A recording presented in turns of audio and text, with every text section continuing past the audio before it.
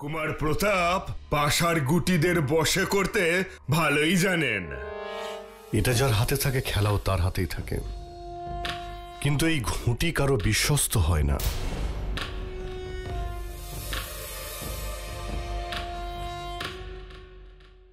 যদি শাহিন সেখানে না আসতেন ভালোই হতো।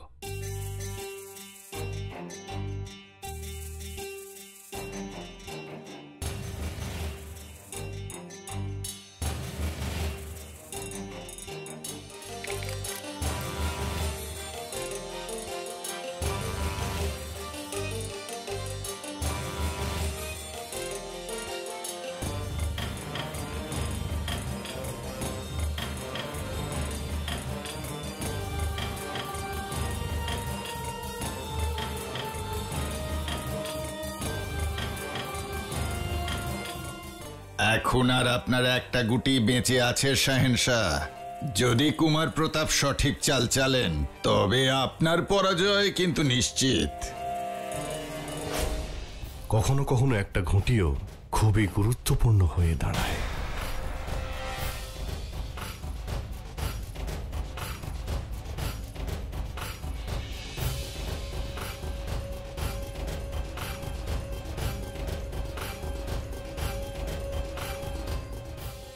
একটু আগেই আমি আপনাকে বলেছিলাম যে এই ঘুঁটি কারো বিশ্বস্ত হয় না।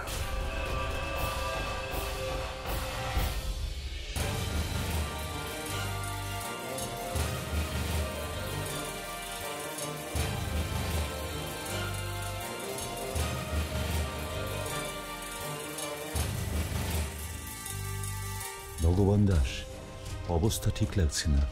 এই খেলাটাকে এখানেই শেষ করতে হবে।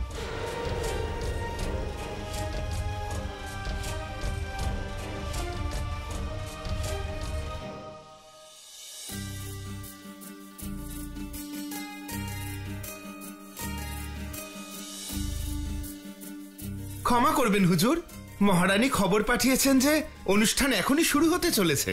সবাই যেন শীঘ্রই নৃত্যকক্ষে পৌঁছে যান।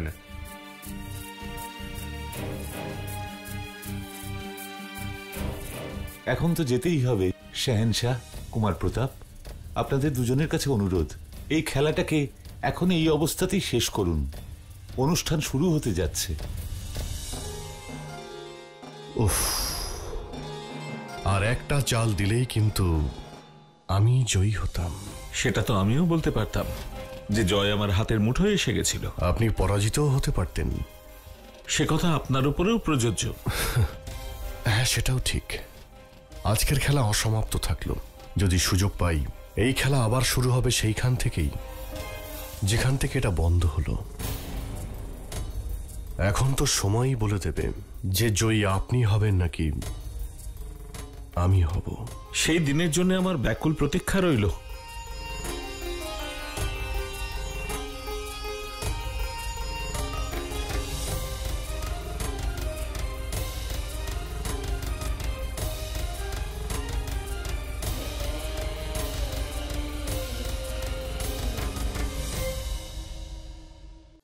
সবকিছু ঠিকঠাক আছে তো? হ্যাঁ, কিন্তু ওই থালাটা কোথায় যেটাতে কাশ্মীর থেকে আনা পোশাক রাখা আছে? যাও গিয়ে নিয়ে এসো। আদাব।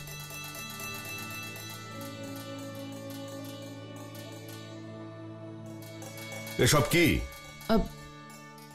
সুকন্যার জন্য উপহার আছে। যোধা ভাবিজানের তরফ থেকে অনেকবার আমি উপহার পেয়েছি। আমারও তো কর্তব্য আছে, তাই না? তাহলে উপহার এত কম কেন? এটা তো যোধা বেগমের বোনের বিয়ে। একটা কাজ করো বক্সিবানু, তোমার কাছে যে ওই নীলা পান্নার হারটা আছে ওটাও দিয়ে দাও। আপনাকে খুশি দেখে আমার খুব ভালো লাগছে। আমি তো ভেবেছিলাম আপনি রাগ করবেন, কিন্তু সালিমা বেগমের নিকাহের সময় যখন ওনাকে উপহার দিয়েছিলাম তখন কেন রেগে গেছিলেন? চুপ করো। নিজের সোহারকে প্রশ্ন করার অধিকার তোমার নেই, বুঝেছ? আর বেশি আনন্দিত হওয়ার প্রয়োজন নেই। এই সবকিছু আবার ফিরে আসবে। কি বললেন আপনি? কি ফিরে আসবে?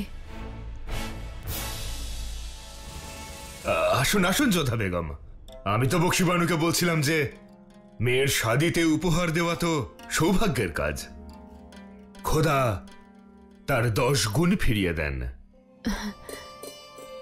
তুমি আমায় ডেকেছ বক্সিবানু? হ্যাঁ ভাবিজান, সুকন্যাকে আমি কিছু উপহার দিতে চাই, সেগুলোই আপনাকে দেখাতে চাইছিলাম। এগুলো সুকন্যার পছন্দ হবে তো?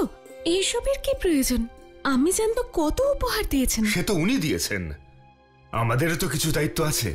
আমি শাহেনশার ভগ্নিপতি বলে কথা, আর তাই তো আপনার সঙ্গেও আমার বিশেষ একটা সম্পর্ক আছে।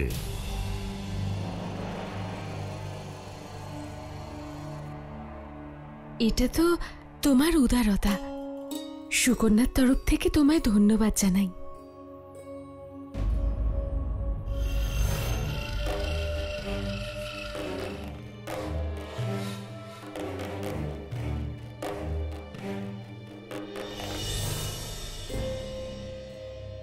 ক্ষমা করবেন, আরো একটা প্রশ্ন করতে চাই। আমি বুঝতে পারছি না, আপনি তখন উপহার ফিরে আসার কথা বললেন। তোমাকে আমি বলেছি আমাকে প্রশ্ন তুমি করবে না, কথা কি তোমার মাথায় ঢোকে না? ঠিক আছে, যখন জিজ্ঞেস করেই ফেলেছ তোমায় জানাই, এই শাদিটা আদৌ যখন হবেই না, তখন সমস্ত উপহার ফেরত তো চলেই আসবে না? হে আল্লাহ, এ আপনি কেমন কথা বলছেন? এসব রাজনীতির খেলা তোমার মাথায় ঢুকবে না। জাবনাও তৈরি করতে শিখিসনি তোরা? হ্যাঁ, হাওয়াই এসব খায় না, সরে যা। এত করে বোঝাই এদের, মাথাতেই ঢোকে না। জলের জায়গাটাও এখানে আনিনি। যদি খাবার ওর পছন্দ না হয়, ও না খায়, আর কোনোভাবে যদি ওকে দুর্বল দেখায়, তাহলে হয়ে গেল, তখন শাহেনশার সব রাগ এসে আমার ওপর পড়বে। এরা কেউ জানে না শাহেনশাহ কত ভালোবাসে হাওয়াইকে, সন্তানের মতো ভালোবাসে ওকে। নিজের বেগমদের সাথে কম, হাওয়াইয়ের সাথেই বেশি কথা বলেন উনি। এটা আপনি ঠিকই বলেছেন, হাওয়াইকে দুর্বল দেখলে শাহেনশাহ আপনাকে ছাড়বেন না। কিন্তু হাওয়াই কোথায়? ওইদিকে।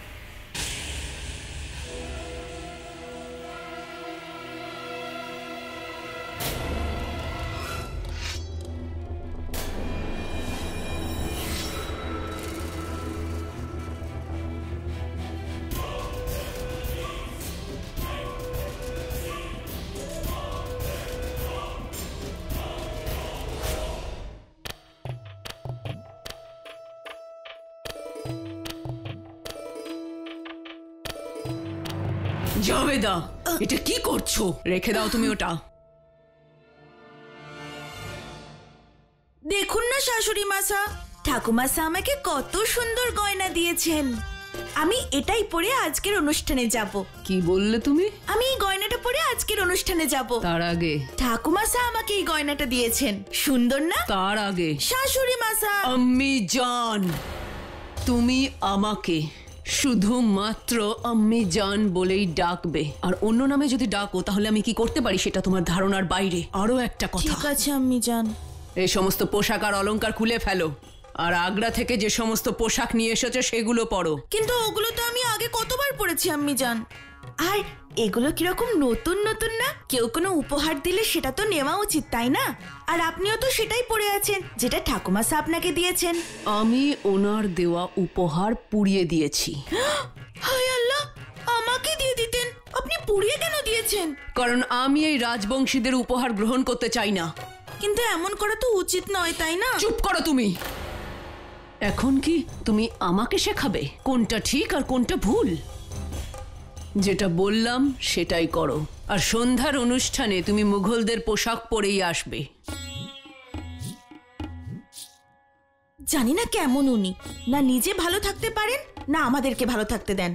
মনে হয় প্রতিদিন সকালে উনি করলার রস খেয়ে নিজের দিন শুরু করেন।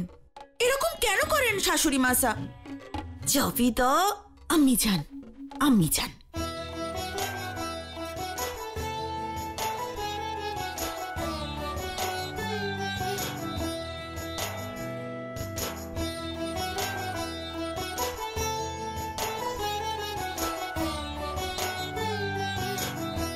শাহেনশাহ, আপনি বাইরে দাঁড়িয়ে আছেন কেন? ভেতরে আসুন, উৎসব শুরু হতে চলেছে। আমি এখানে যোধা বেগমের জন্য অপেক্ষা করছি। আপনি মনে হয় জানেন না, মেয়েদের সাজগোজ করতে একটু সময় লাগে। আয়নার সামনে থেকে সরতেই চায় না। খুবই ভালো কথা বলেছেন আপনি, কিন্তু কি করব, এতক্ষণ ধরে অপেক্ষা করানোর জন্য যোধাকে তো আমি শাস্তিও দিতে পারবো না।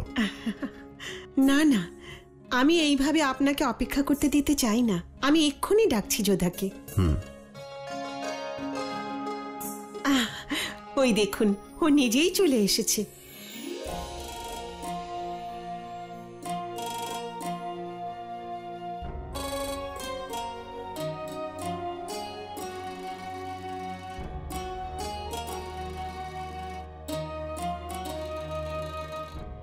যোধাকে আমি ঠিক বুঝতেও পারি না, না বলেও সেই পোশাকটাই পরে এলেন। যোধা, শাহেনশাহ কখন থেকে অপেক্ষা করছেন। তোমার জন্য কত ভাবেন। যোধা দিদি, আজ সূর্য পশ্চিম দিকে উঠলো কি করে? মানে তুমি আর সবুজ রং একসাথে? সুকন্যা, উনি সবুজ রং আমার জন্যই পরে এসেছেন। সবুজ রং আমার খুব প্রিয়, আর যোধাকে এতে খুব ভালো মানিয়েছে।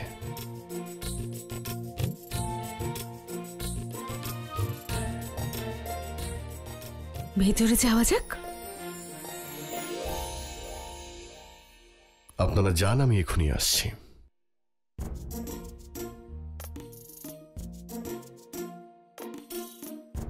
জয় করেছি আমরা, আর দান করছে জালাল। অদ্ভুত। প্রথমে তোমার জয় করা ধন সম্পদ আমেরবাসীকে ফিরিয়ে দিল, আর এখন ফিরিয়ে দিচ্ছে সব শাহী উপহারগুলো। এই যে ধুমধাম করে শাদী হচ্ছে না, শুধু মোগলদের জন্য। ধুমধাম কখন আর্তনাদে পরিণত হয় কে বলতে পারে? আজ শাহেনশাহ নিজের হাতে উপহার দিচ্ছেন, কাল যে সবাই ওনার দিকেই আঙুল তুলবে না কে বলতে পারে?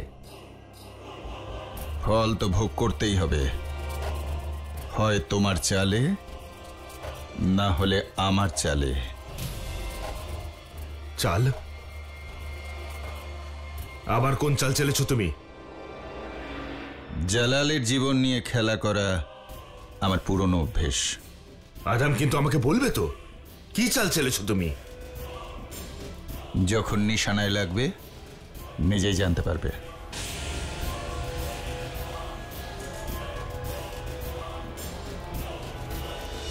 তুই এদিকটা দেখ, আমি ঘুরে আসছি।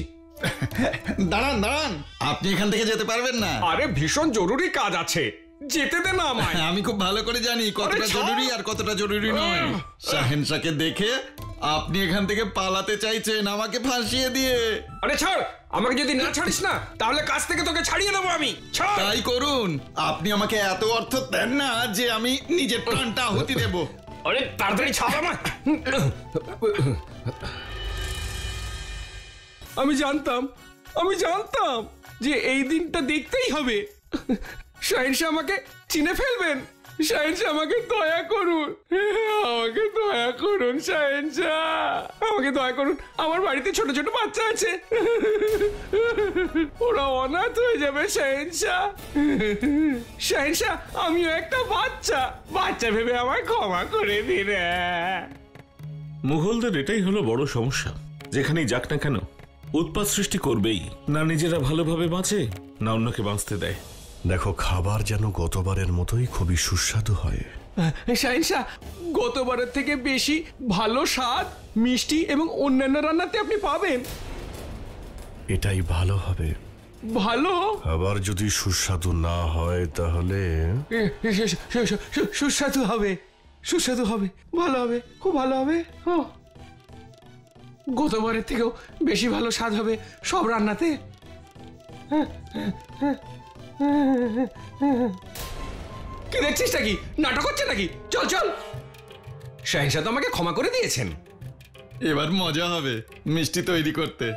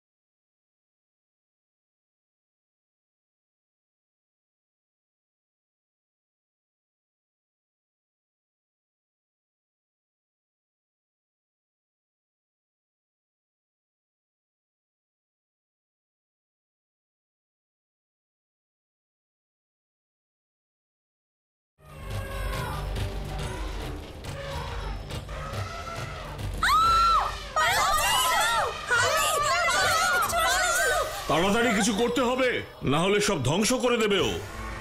বেহুশ করে দাও ওকে, না হলে মেরে ফেলো। কখনোই নয়, ও শাহিনশাহর খুব প্রিয়। ওর কিছু হয়ে গেলে শাহিনশাহ কাউকে ছাড়বেন না। তাহলে তো আমাদের শাহিনশাহকে জানাতেই হবে, উনি একমাত্র ওকে কাবু করতে পারেন। সঠিক বলেছেন আপনি। ও শাহিনশাহর কথাই শোনে, উনি ওকে বসে রাখতে পারবেন।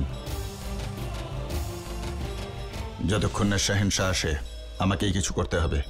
আদম, কোথায় যাচ্ছ তুমি? ও পাগল হয়ে গেছে, তোমাকে মেরে ফেলবে। আমি জানি যে আমি কি করতে চলেছি।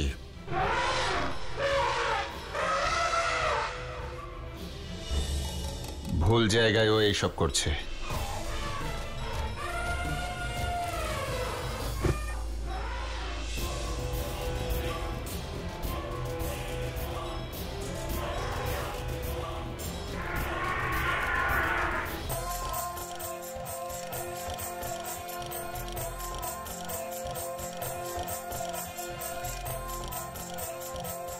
ওরে বাবা রে, হাতি আসছে! সবাই সরে যাও!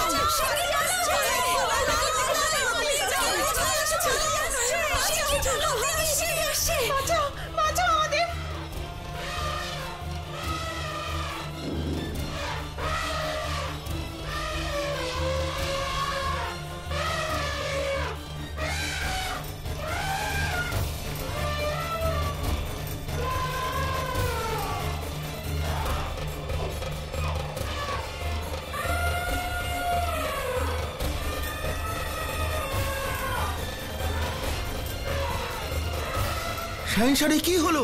পাগল হাতির দিকে দৌড়ে যাচ্ছেন। খোদা ওনাকে রক্ষা করুন।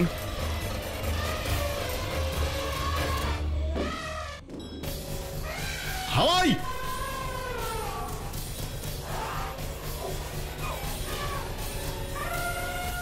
দাঁড়াও! হাওয়াই! খবরদার, ওকে কেউ আহত করবে না। সবাই সরে যাও, পিছিয়ে যাও।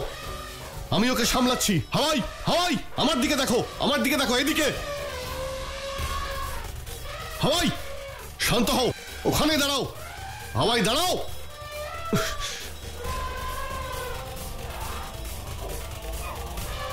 এবার কি করবে জালাল? এমন অবস্থাতে হাতি সুর না ধরতে পারলে ওকে কাবু করা যাবেই না।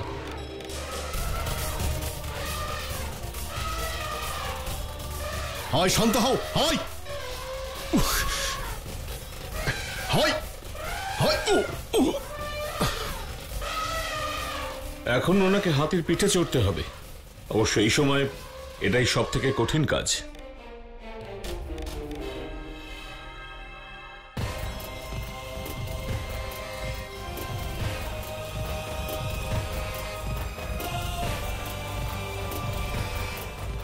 মনে তো হচ্ছে জালালও আপনার মতোই হাতিকে বশ করতে জানে। দেখুন কেমন হাতির পিঠের ওপর উঠে পড়লো। শুধু পিঠের ওপর উঠেই কোনো লাভ হবে না, যদি না ওর মাথায় আস্তে আস্তে হাত বুলিয়ে না দেওয়া হয়। হাতি শান্ত হবে না।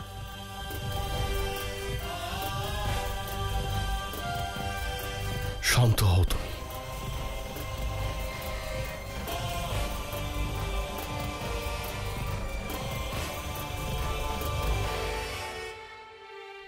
ইনি তো শুধু নামেই মোগল, কিন্তু মনে হচ্ছে আপনারা দুজন একই গুরুর থেকে শিক্ষা নিয়েছেন। সাবধান প্রতাপ, নিজের শত্রুর শক্তিকে সঠিকভাবে জানো। হতে পারে সে হয়তো তোমার থেকে বেশি শক্তিশালী। শত্রু বটে, কিন্তু মানতে বাধ্য হচ্ছি খুব ভালো শিক্ষা পেয়েছেন উনি। একজন শ্রেষ্ঠ যোদ্ধা বটে জালাল। শান্ত হও। একে কেউ শাস্তি দেবে না, কারণ ওর কোনো দোষ নেই। কেউ ইচ্ছে করে ওকে উত্ত্যক্ত করেছে।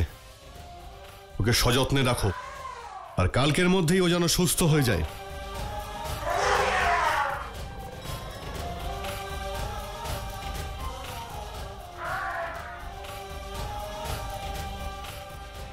হাওয়াই,